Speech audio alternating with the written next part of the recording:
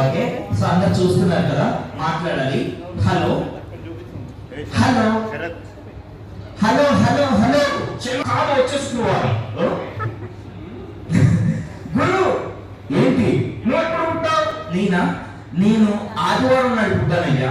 ఆదివారం సెలవుకి ఎలా పుట్టావు? పుట్టడానికి ఆదివారానికి సంబంధమే లేదు. ఓకే, సో నువ్వు ఇంత బాగా మాట్లాడుతున్నావు, అందరు చూస్తున్నారు కాబట్టి ఎందుకే నువ్వు వెల్కమ్ చెప్పాలి. ఎలా ఎలా అంటే ముందుగా వెనకాల డెకరేషన్ బాగుంది. సో ముందుగా వెనకాల అలా మాట్లాడు. ఏదైనా ఒక కార్యక్రమంలో ముందుగా అనడం అనేది ఒక ప్రక్రియ అన్నమాట.